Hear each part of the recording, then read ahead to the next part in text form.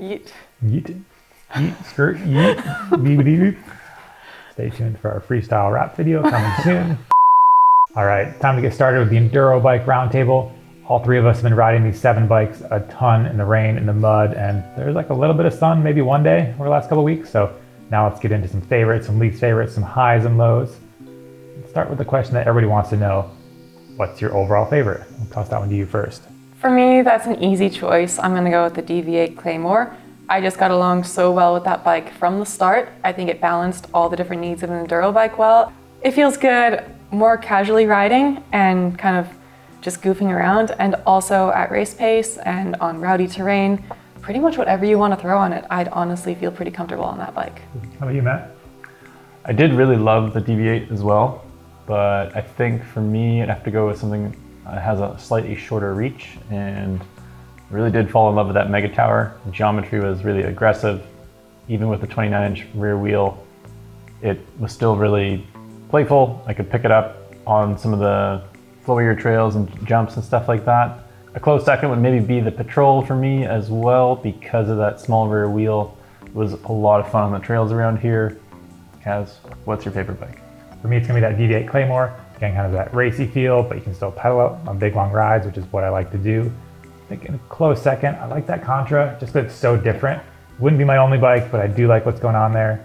Yeah, those would be my top 2, but really this whole crop of bikes, there weren't any, I wouldn't say there are any that just kind of fully sink to the bottom. So that's gonna be our next question.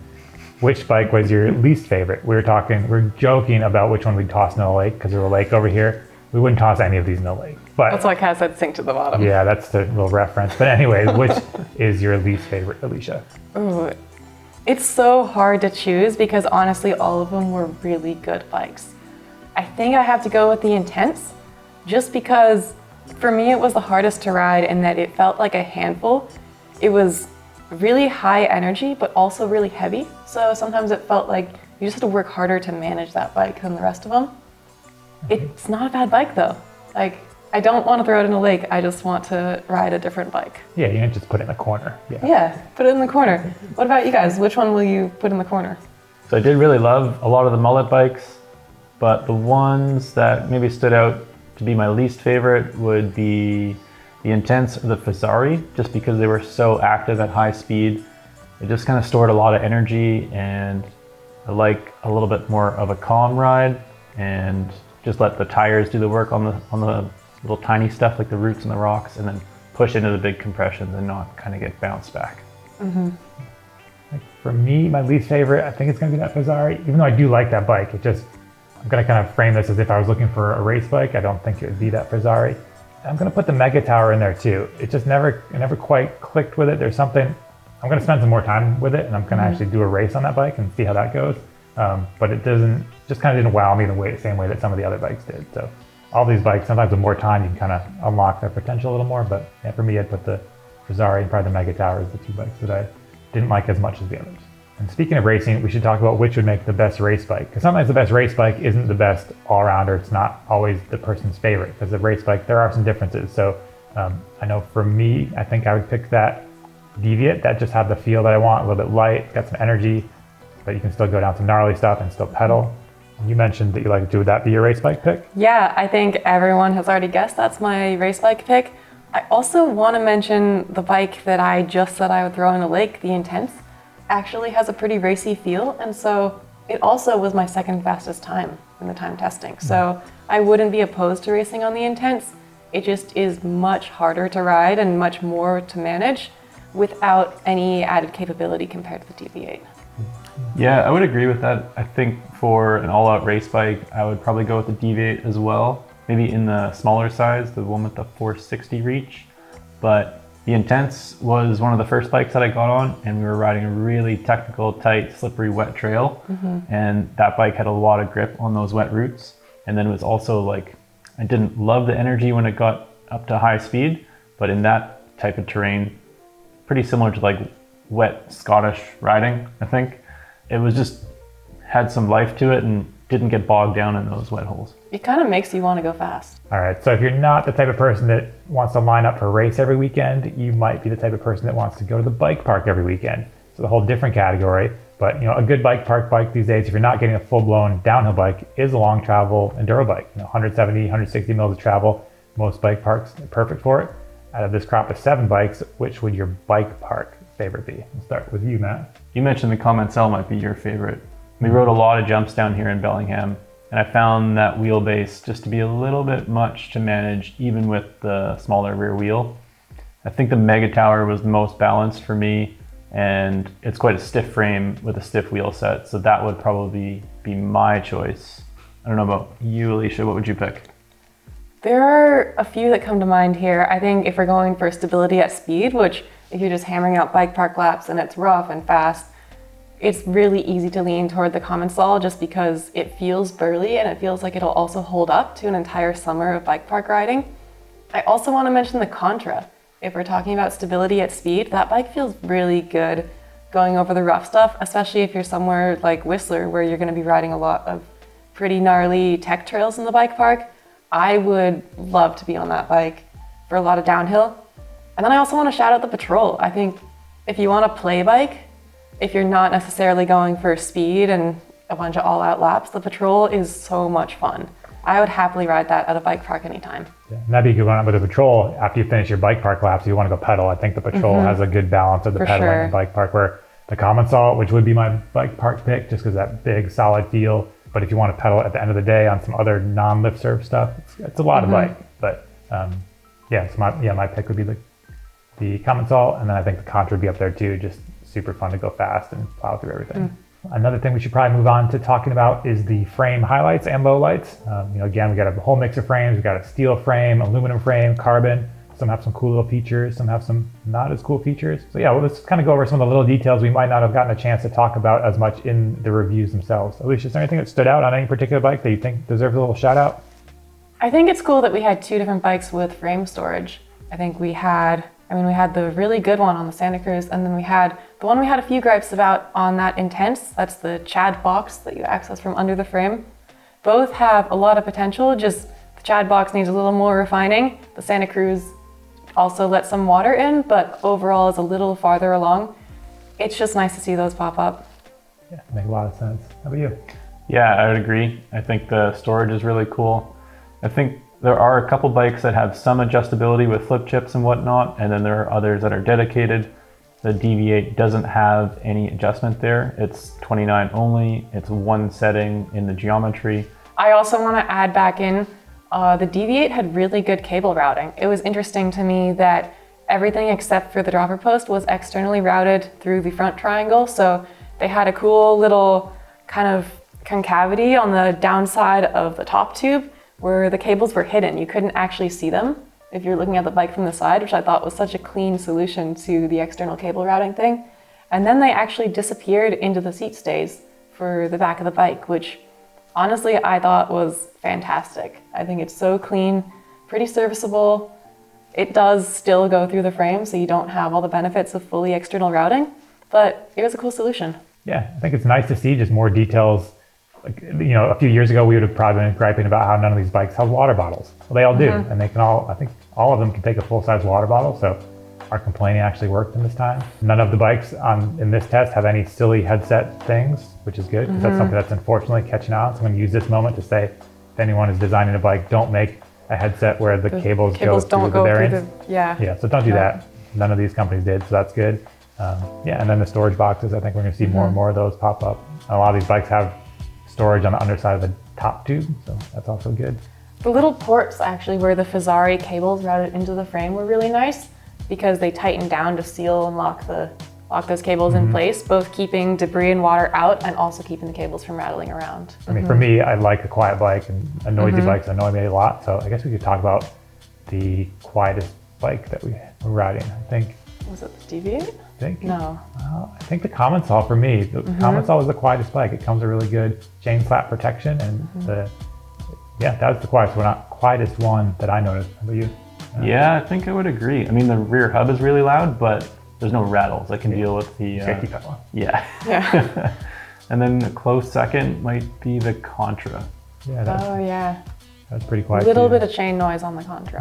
Yeah, it wouldn't take much to quiet that down, I think. Then noisiest, I think the noisiest bike Probably that Mega Tower. Yeah, I think definitely the Mega Tower. The clutch and the axis was kind of loud, and then the frame itself is so big and hollow. It's almost probably better if you put your tube and all your tools in there. I wonder if that would quiet it down. Yeah. A little bit dampening. Yeah. I definitely noticed that on the time lap. We were doing like back to back to back testing. I rode all the other bikes and they were similar, but then on the Mega Tower, that was by far the loudest.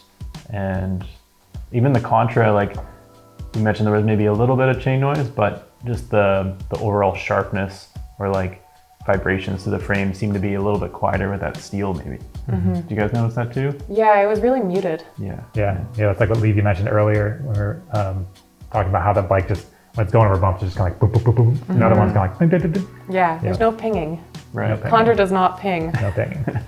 Moving on from the frame details, we should talk about some of the components that these bikes came with. Let's do a little bit of a favorite and least favorite type of thing. We'll start with Alicia, favorite component, and then least favorite component.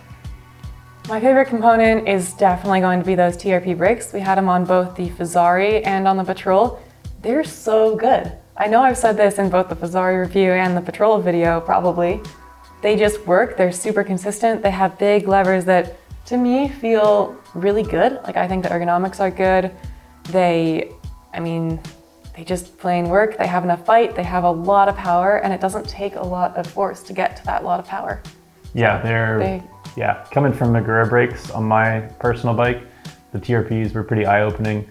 Yeah, just super light action, probably the lightest action brake I've ever used, and they deliver a lot of power. They have those thicker rotors as well. Yeah, that's true, the 2.3 rotors. I think TRP makes almost all their rotors except for the cross-country ones now, 2.3, which is kind of cool. That makes a difference. How about you? What was your favorite component? My favorite component, it was hard to get away from that build on the Contra. I really loved the whole parts package, even though it comes as a frame only. I definitely agree with the VR1 carbon wheels, the EXT shock, and the XTR shifting was really, really crisp on that. You can pedal right through all the gear changes and it doesn't jump. And the Magura brakes, I like the power for sure. Yeah, my favorites, those TRP brakes were great. I like that EXT shock on the Contra. That just worked really well. And I like the Öhlins 38 too. I didn't spend a ton of time on that. That's true. That's on the Intense. I was pretty impressed with just how well it worked on the variety of trails we took it on. Yeah, dual air chamber. You don't need to like change out tokens. You can do both the main and ramp with just a shock pump. And then all the adjustments, they're kind of in a more usable range. There's not like 25 clicks. There's like 10. Yeah. I think I also want to add, we're maybe taking the really nice suspension for granted because we see it a lot, but the Zebs we had worked really well, and same with those Fox 38 forks.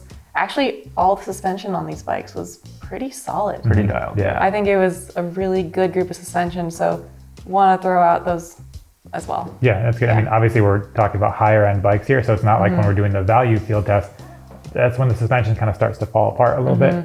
But here, yeah, it is nice that we were able to hop on all these bikes, didn't have to do a ton of tinkering to get comfortable enough to put a lot of miles on them. So at the higher end suspension these days is really well sorted. We've got to talk about some least favorite stuff. It can be anything from big to small. I'm going to start, I didn't like the grips in the Intense. I know it's silly and it's a little touch point, but they had this weird lump. And so no matter where I put it, I didn't know where the lump was supposed to be because my hands make round shapes. They don't make, I don't know, it didn't really work. It was not comfortable. So the Intense grips, yeah. I'm gonna shout out the ODI mushroom grips that were on the Common Saw. I think the mushroom grooves were too deep, and so they gave the grips a really vague feeling.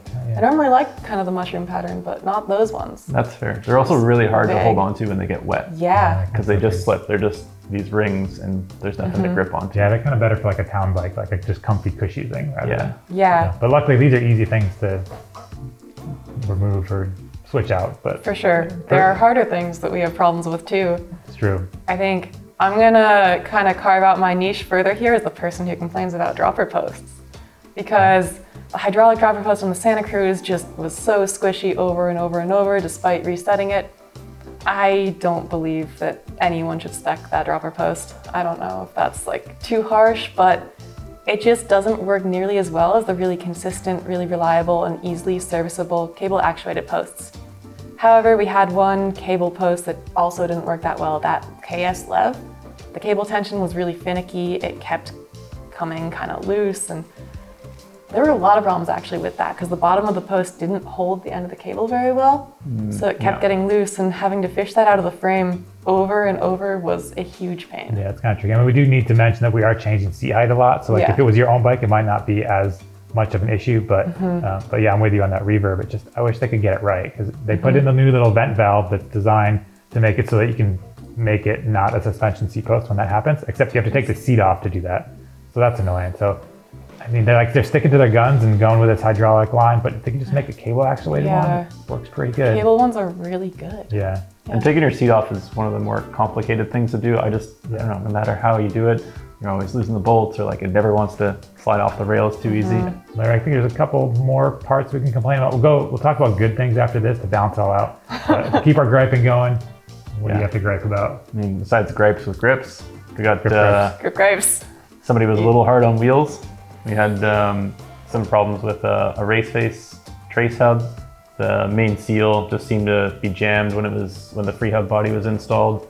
So that's pretty relatively easy fix. But we also noticed that the E13 hub on that Intense developed quite a lot of play, even though the axle was tight. So more investigating going on there. So while we are talking about these parts the bikes have, we should probably talk about how much you get for the money you spend on the bikes, because a lot of them have similar spec but cost different amounts of money. What do you guys think was the best value bike in the test? I think it's going to come down to a consumer direct brand. So that Commensal, I think our build was $5,800. You can get the same one or a similar build. Their team, the Meta SX team, is $5,200.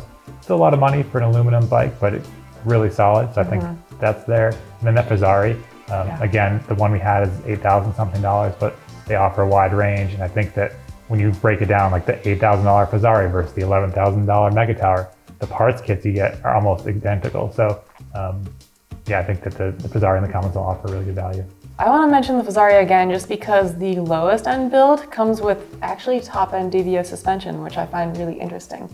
It's cool when they do decide to save money on some of the parts, like aluminum wheels and kind of cheaper drivetrain. I think that comes with an NX drivetrain, but still spec really good suspension, so that bike's gonna still perform very well for the money. Yeah, I would agree with the Fazzari for being great value. The carbon wheels, full factory Fox suspension, and a carbon frame. Like we talked about, the light build kit. Also had our favorite TRP brakes. And I think the Patrol was in there as well for me. I thought that was a really good parts package with like Fox Performance Elite suspension that has tons of adjustment. Carbon frame again is pretty light, but then it had the more mid-range GX drivetrain and came in at like a good reasonable price as well, under $7,000. Probably also worth mentioning that Patrol does come in an aluminum version that'll cost a lot less money and deliver a pretty similar ride, just obviously slightly different characteristics, but essentially the same bike. Yeah, it's a lot heavier though. It is a lot heavier. Yes, if you want to save weight, Carbon Patrol is the way to go. But yeah, it is nice when there are aluminum options. You do end up gaining some pounds, but that's not that big of a deal, especially if you're saving $1,000 or more. I feel like I am the person this entire test who's talked about how much the weight affects the ride. Yeah. So I've ridden both the Carbon and the aluminum Patrol, and I like them both. But definitely, if money was no object, the Carbon one is nice to save. It's a pretty significant chunk. And we still can't quite get away without talking about the Specialized Enduro, just because that has been such a benchmark that we've compared Enduro bikes to in the past. You guys have both spent time on that bike. What do you think about the Enduro compared to this batch of bikes? Yeah, I think it still holds up. I mean, we're looking at 4 years into the product cycle now. It's been around for a while, but you look at the geometry. The seat tube angle is not quite as steep as some of the ones we're having here. So I would put money on the fact that the next generation Enduro, that would probably get steeper. So I think that the riding, my pedaling position on the Enduro does feel a little bit more stretched out. The reach is 487 millimeters, which would have put it in the upper end of the reach numbers from these size large bikes we have here. So that's another thing that's kind of interesting to see as geometry is swinging. Everything went really long, and now companies have started to bring it back a little bit. Bikes don't seem to be getting longer with each generation now. Like some still are, but overall I feel like we've reached a pretty good place. And then the head tube angle on that specializes in 63.9 degrees. So right in line with most of these bikes here. So I think that the Enduro still holds its own. Suspension still works well. None of these bikes are worlds apart from what you'll get with the Enduro. So I think that, it's still totally relevant. It's an impressive run for that bike for maintaining its position in that class compared to all these it would slot right in. It is cool how that bike in its time was on the progressive side of things, and now bikes seem to have caught up so that enduro bikes look a lot like the Specialized Enduro. Yeah, I think they definitely kind of raised the bar with it, and people are catching up, but it's taken a pretty good amount of time. Yeah. Yeah, it's gonna be interesting to see what the next generation of that bike is gonna be, because we've got a lot of bikes here with coil or air shock compatibility, in-frame storage, flip chips, lightweight bikes. There's a lot of contenders in here that would kind of rival that right now. All right, well, that brings us to the end of our Enduro Field Test Roundtable. I hope you got to learn a little bit more about all these bikes that we've been riding. As always, don't forget to comment, let us know what you think about these bikes, and stay tuned for even more videos, including the always popular Huck to Flat.